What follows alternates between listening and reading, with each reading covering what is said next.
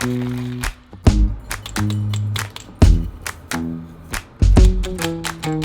you the sun is shining 24/7. 'Cause when we're together it feels like we're in heaven. If it will get dark, you'll be my million stars. I know I can lean on you. Ooh, you catch me like a leaf falling from a tree. If I'll be a shooting star, you make a wish. No, I don't fake this kind of feeling, never felt so real. My heart is on the table 'cause you're my everything. I do. Question of the day. How many times have you started a keto vlog with a coffee production in the intro? Probably more than you can count.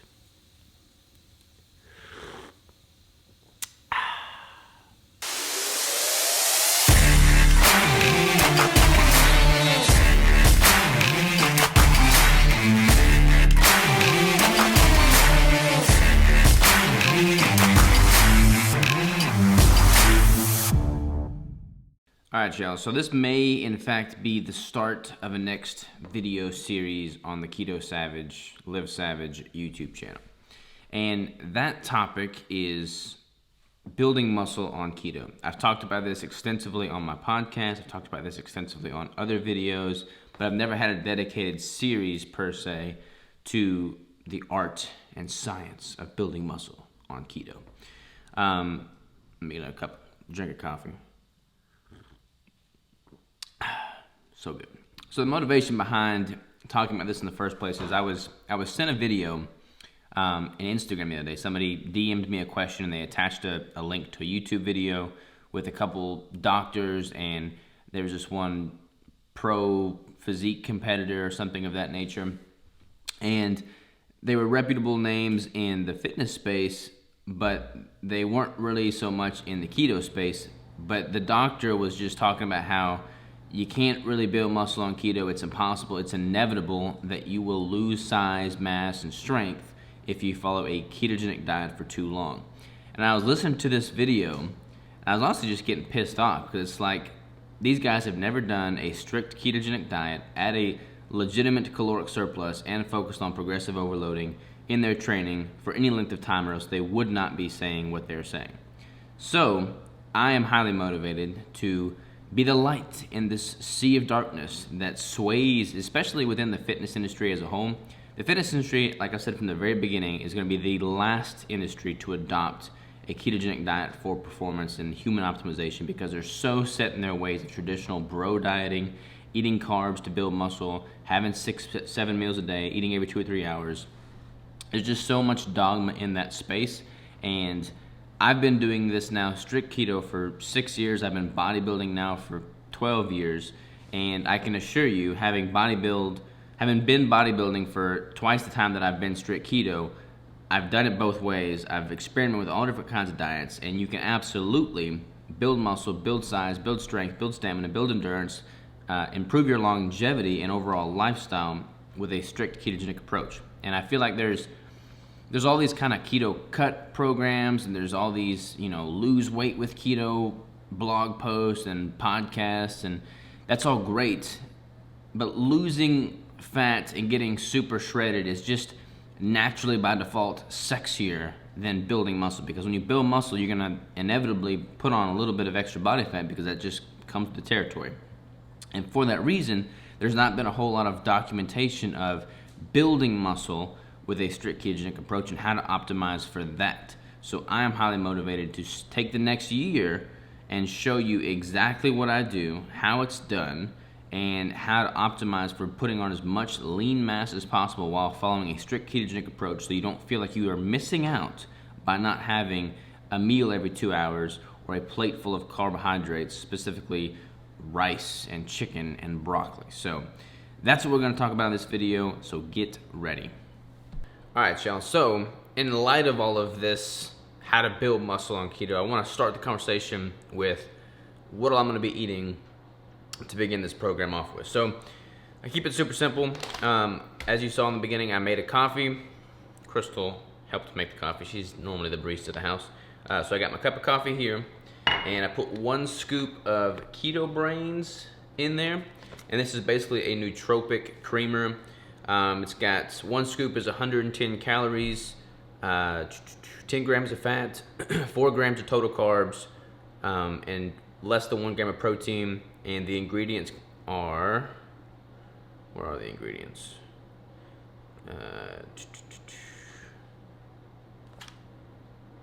There's C8 MCT, there's alpha GPC, there's lion's mane, there's L-theanine. So this in my coffee just kind of gives me a little nootropic boost, so I feel super smart to begin the day. And I put some heavy cream in there as well. I put about 4 tablespoons of heavy cream. So my morning coffee winds up being about, or exactly I should say, let's see if I can find it here. I use My Macros Plus to track all of my macros, by the way. So that winds up being 5.6 grams of total carbs from the coffee creamer and the heavy cream, and 30 grams of fat for a total of 296 calories. So about 300 calories in my morning cup of coffee. And that is what I start the day off with. Before I dive deeper into showing you what my macros and meals are for the day, I went ahead and recorded some updated posing footage. So I'm just gonna throw that in here now. This posing footage was taken on the 1st of the year, so January 1st, 2021, and I weighed 177.9 upon waking that morning. And I did a caliper test. According to my caliper test, which I do think is a little low, it's a little inaccurate. I've got a bathroom scale, the Withings bathroom scale. That puts me at about 16% body fat, which I think is higher than it actually is. According to my caliper test, I did the Jackson Pollock 7-point test. That put me at 9.35%. Not sure if that focused or not. 9.35%. I don't think I'm that low. I'm probably somewhere around the 12% would be my guess. I'm gonna get a DEXA scan this week, so I'll put those results in here. But just to kind of give you a visual as to where I'm looking currently, at the beginning of the year, at the onset of this building phase, let me throw that footage in. You can kind of see what I'm looking like currently. Reminisce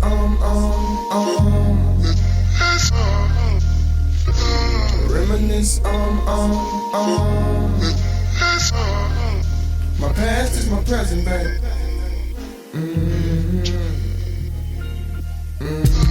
Yeah, I make decisions to glow. Ridiculous flow, potential to glow. You know, I just do that. Consolidate my regions, line it up, put them together. Anyone that ever let me down, forget them forever. My memory's bad. Remember me, though? My memory's gone. My memory, it limits me home. Don't tree huggers, cause all the lumber's gone. Just the beginning. Am I losing or winning? Is this reality or am I pretending? That was poetry, huh?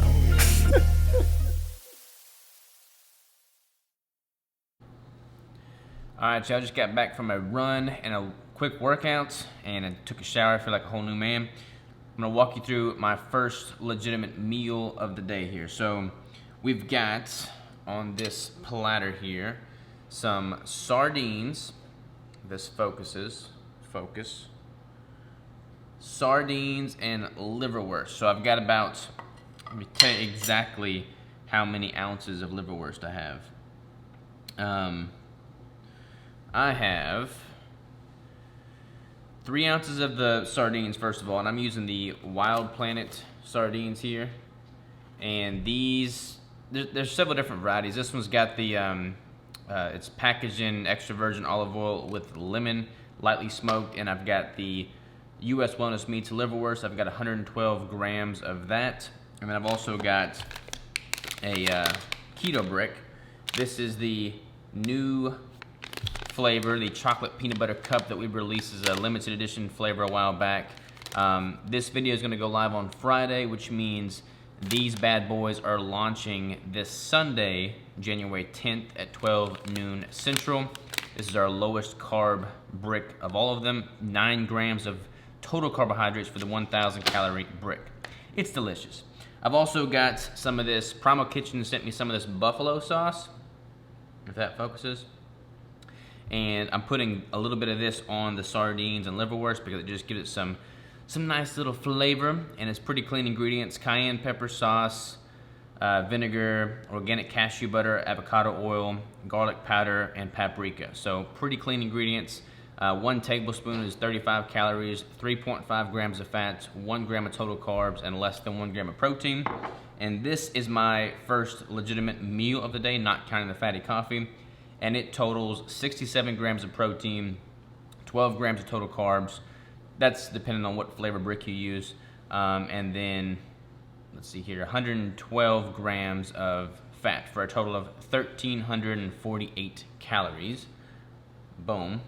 And this is my meal one. I'm typically gonna have this about within 2 hours after my training session. So that's what I've got going on there. I'm only gonna start with about 2 meals a day to begin with during this building phase. And the fatty coffee in the morning, my first meal sometime after I train, and then my second and final meal later in the evening hours. This particular meal is super easy because the liverwurst is already cooked. The sardines, obviously you don't have to cook. And the keto brick is obviously ready to eat as well. So oftentimes I'm on the go. This is like, in between meetings, in between calls, so not having to worry about cooking something is a huge key here. So all of these 3 items I could just portion out properly, grab, and go and be done with it. Again, it's about 1,300 calories, so it's enough to tide me over for several hours and get me through until my evening meal, which is the largest meal of the day. But I'm about to dive into this, so I'll catch up with you in a few. Let's talk about training. Just got done moving a bunch of limbs, making some burn piles, cutting down some trees, burned some calories doing that. Went for my run today, did a little workout today. I'm at 13,933 steps thus far according to the Oura Ring, which I use to track my sleep and my activity.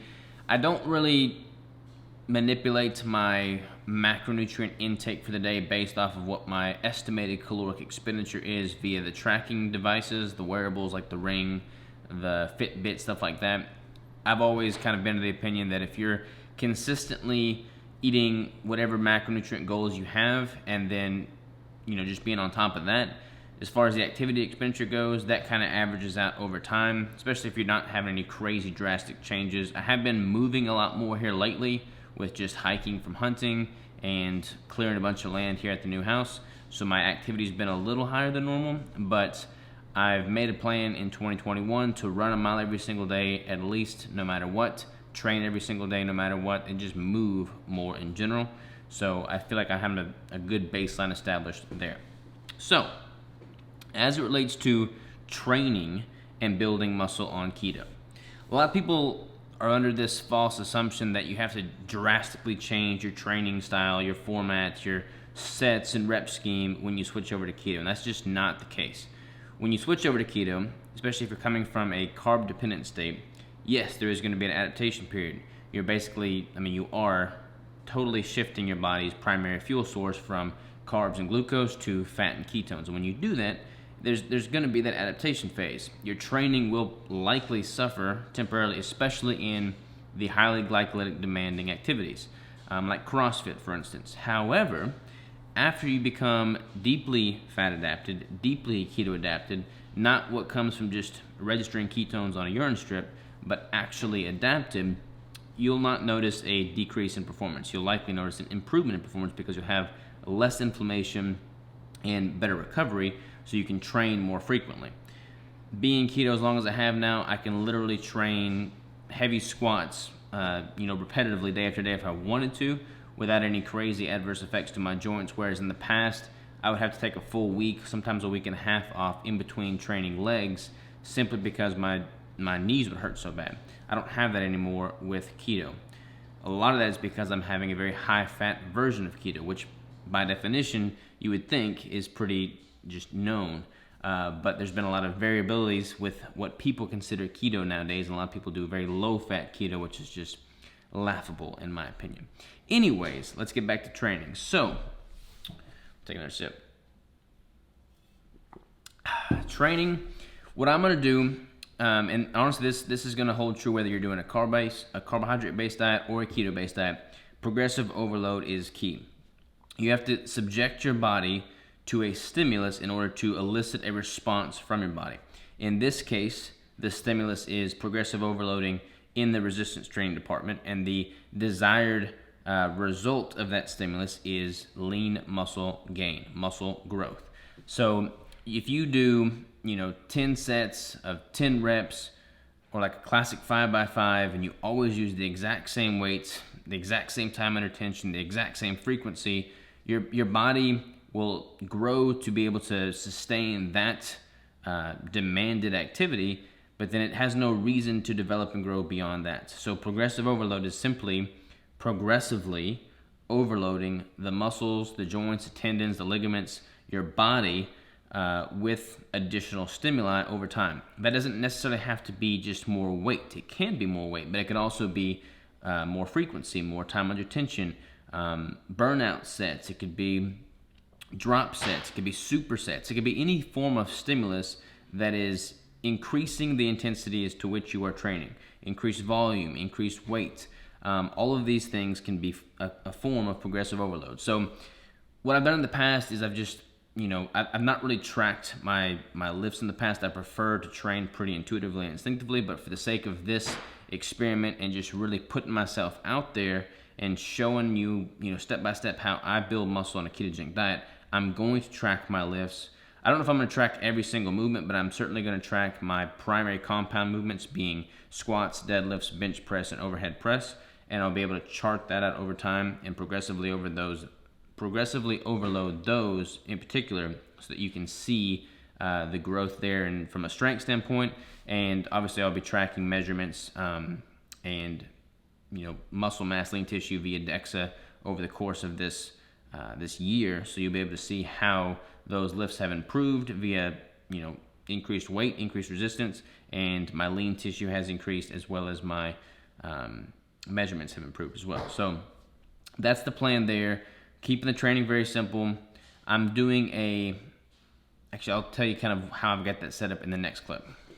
All right, so as far as training goes, I have had a lot of success with doing an 8-day rotational split, in which for every 8-day block, I'm training 6 days and having 2 active rest or recovery days. Now, I'm doing this, I used to do a standard bro protocol in which, I'd have Monday would be chest day, Tuesday would be back and biceps or back, and then Wednesday would be arms, and then Thursday would be legs or something like that. And I saw a lot of success with that, and a lot of people that haven't really trained for an extended period of time see a lot of success with that. However, after you train for several years, you kind of have to mix it up a little bit. And I find that simply hitting a single muscle group once a week just isn't adequate frequency to elicit the response that I was looking for. So I've since done this 8-day rotational split, and I'm basically hitting each muscle group twice during that given 8-day block. Now, the caveat being, it's not the same training style on that same muscle group each time I hit it. So one of those sessions is a very heavy focus day in which I have a fewer rep counts but a much heavier weight. And then the second time I hit that muscle group, I'm focusing more on hypertrophy. So a little bit higher rep count, a little bit lower weight, focusing more so on blood flow and just getting a really, really good pump. And the way I've got this set up is there's a couple differences with regard to like squats, for instance. Like squats has its own standalone day. So there's a day in which all I do is squats, but I do like 15 sets of squats. Then I have another leg day, which is high volume leg day. That's more of the hypertrophy focus. I'm doing supersets with like quad extensions, hamstring curls, lunges, stuff like that. And then I have, I've got a heavy back hypertrophy bicep day.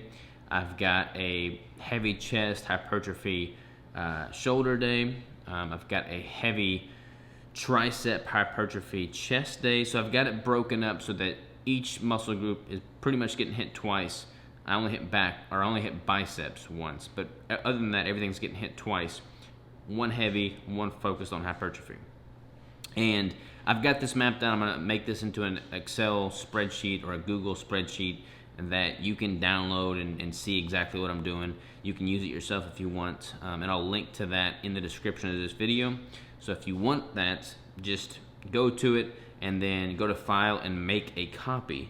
And if you make a copy, you'll be able to edit it fully. The initial link would be my master link, and you won't be able to edit that, but if you just click on File and make a copy, you'll have full access to it, and you can use this same template if you so choose. I've had a lot of success with it. It's worked really, really well for me. I've given it to so many of my clients. They've all seen success with it. It allows the different muscle groups to have ample time to recover before hitting them again, but you're kind of covering your bases because you're hitting them with 2 different types of stimuli, and it works really, really well.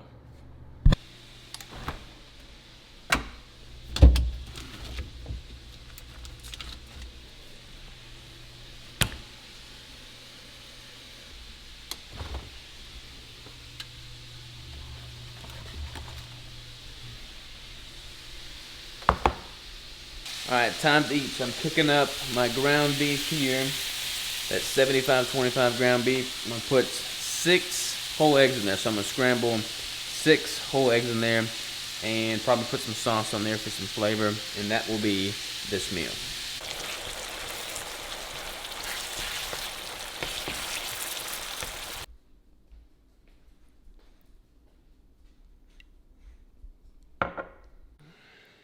All right, so the final product here with that sauce on there, 6 eggs, a pound of the 75-25 ground beef, and some of that sauce, and of course some red and real salt. So good, so good. I'm a little bit more relaxed with tracking my sauces and stuff like that during the off season. If it was a contest prep, I would track everything, and I probably wouldn't even use that much sauce, or any sauce, but in the off season, I'm a little bit more laid back. And it's also with stuff like wine, like I'll probably have a glass of wine tonight. I wouldn't do that during a contest prep, but during the off season, I'm totally fine in doing that. Not really worried about it, because I'm just trying to be at a surplus. And that's the main thing, y'all. Being at a surplus. Like if you're just at a maintenance intake, it's gonna be really hard for your body to partition that nutrients and put on a bunch of extra lean tissue. There used to be, there still is, this belief that you have to eat big to get big. And there is some truth to that. I took it to a very unhealthy extreme when I was bro dieting, eating a bunch of carbs way back in the day. I ate way too much, and I got way too fat. I was 230 pounds and probably close to 30% body fat, and that's just not healthy. I'm going to eat a lot of food during this off season. I'm going to be in a significant surplus to be able to put on as much lean muscle mass as possible. Lean muscle mass being the key. You're going to put on some body fat. It's inevitable. If you're eating at a surplus, you're going to be at a higher body fat than if you're in a contest prep. However, if you're really doing a progressive overload principle, training very hard, training intensely with intention, and eating clean, healthy foods like you've seen me prepare here today, and not a bunch of dirty keto foods or a bunch of crap carbs or heavily processed foods, you're going to really be able to mitigate the unnecessary fat gain in a surplus. So that's what I'm doing here. I'm eating high quality foods. I'm still tracking everything in my off season. I'm going to focus on putting on as much lean mass as possible. Now, here's another thing that is worth knowing. When you're on a ketogenic diet, when you're eating at a surplus, your ketones, your blood ketones, are most certainly going to be lower because, when you look at what the ketogenic diet is at its core, it's basically an evolutionary adaptation to survive in scarce times with no food. So if you're having a surplus of food, a surplus of calories, you're going to see lower ketone readings. That doesn't mean you're not fat adapted. It doesn't mean you're not keto adapted. It doesn't mean that you're not following a ketogenic diet. It just means that you're at a surplus. Whenever I'm in a surplus in a building phase, my ketones are always significantly lower than when I'm in a contest prep. That's okay. That doesn't mean you're not keto. So eat the foods that you've done, eat the foods that you've consumed on any other keto journey of yours, whether it be a contest prep, a building phase, whatnot. You can absolutely build muscle on a ketogenic diet, especially a well-formulated ketogenic diet at a surplus with proper progressive overload principles in your resistance training. I'm going to do that over the course of this year. I'm going to show you how I do that. I'm going to document the process. I'm going to document how much muscle I build, how much strength I gain, and I'm going to put all the people that say you can't to shame. So that's that. Y'all have a great start to 2021, and I'll see you next time.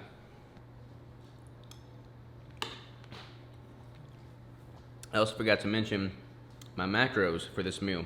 So this meal is 108 grams of protein, 0 grams of carbs, 124 grams of fat, 1,680 calories total. Now, for the day, that yields a grand total of 3,324 calories, 266 grams of fat, 15 grams of carbs, total carbs, and 175 grams of protein. My current body weight is right around 175 pounds, so that's about a pound of protein per pound of body weight. And that macronutrient ratio breaks down to 75% of my calories coming from fat. I will continue to increase this caloric load, probably on a bi-weekly basis, as my training intensity increases with the progressive overload. So I'll be sure to document all the changes there as well. Now, I'll see you next time.